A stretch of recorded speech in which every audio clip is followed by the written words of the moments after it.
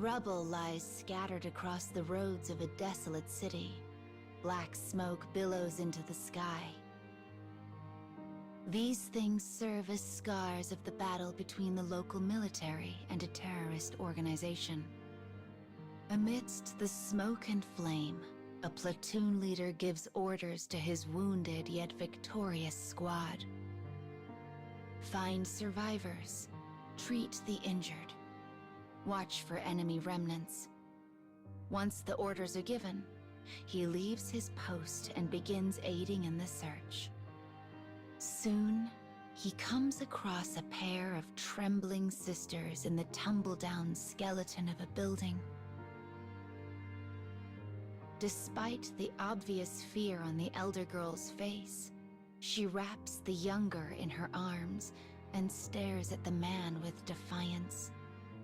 He gives her a soft smile, then dives into a pocket and produces a bit of candy that he hopes might serve as a peace offering.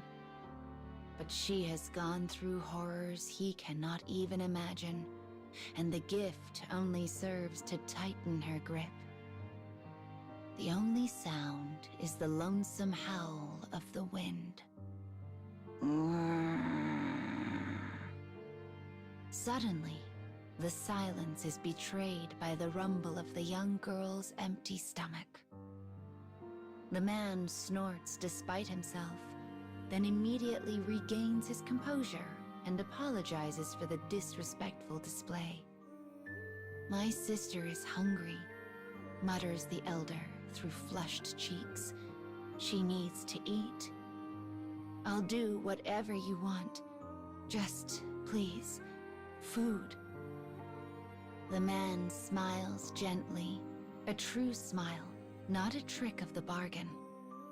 "In that case, I suppose we'll have to put you to work cleaning the base." The girl nods, her face softening slightly as she considers the prospect of keeping her kin safe.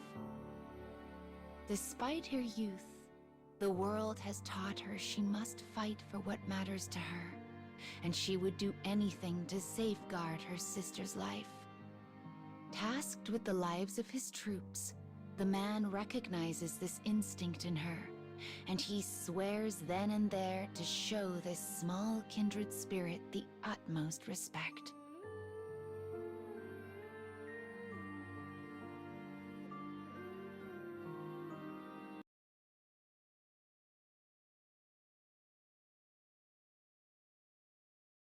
It has been several days since the older girl started cleaning the platoon's temporary base.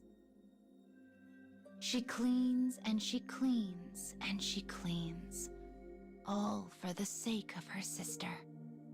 Her hard work brings considerable comfort to the troops, and she quickly becomes their star. Whenever they come across her, they make offerings of sweets and cookies and chewing gum. But she always turns them down with the same reply: "I am already being paid." When the platoon leader sees one of these exchanges, he takes the candy he was about to offer her and puts it back in his pocket. Instead of a gift, he offers a simple word of thanks for her hard work before venturing to the communications room. As he enters, one of his men is busy transcribing a new message that came across the wire. It is a report from headquarters regarding the terrorist organization. It details all the weapons their enemy has purchased, as well as an estimated date and location for their next attack. The man rubs at his chin as he considers this new information. Above all, he wants to keep as many of his troops as safe as possible.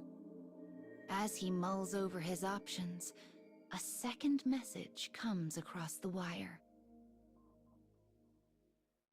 "Enemy using children as spies. Take all necessary precautions." The man's head whips around to focus on the girl cleaning in the next room. She nods politely at him and continues her work. Beside her, her little sister waves happily. He responds in kind before shaking his head in an attempt to clear away the doubts that are creeping into his mind.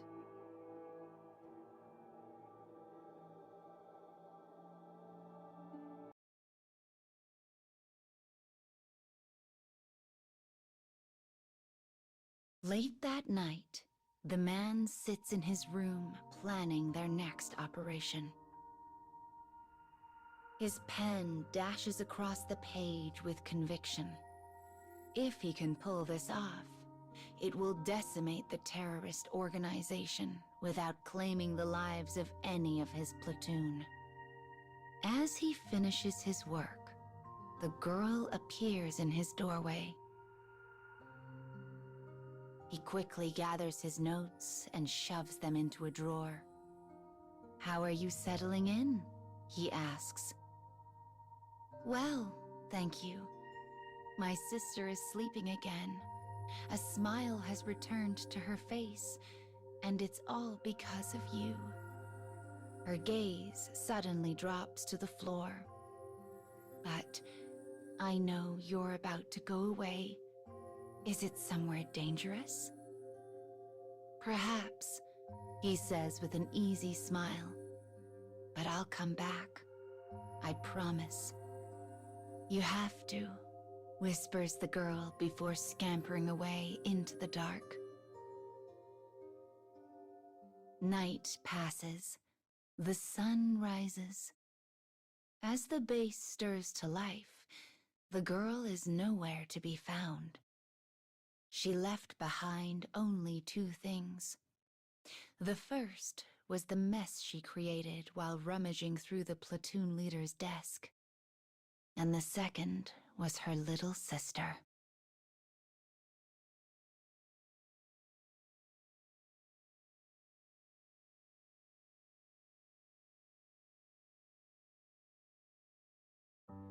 Though some of his men suffered minor injuries, the platoon emerges from their next fight victorious and whole. They whoop loudly and slap each other on the back, knowing this latest mission means certain destruction for their foe. From a distance, the platoon leader and abandoned girl watch the celebration with clouded expressions. "Where's my sister?" asks the child as she holds back tears. The man pauses, trying and failing to find a way to tell her of the older girl's end. She had been a spy for the terrorists. She chose that path in order to protect her sister. But she failed. The information she stole from the leader's room was false. He had left it there on purpose. Her stealing it had been his plan all along.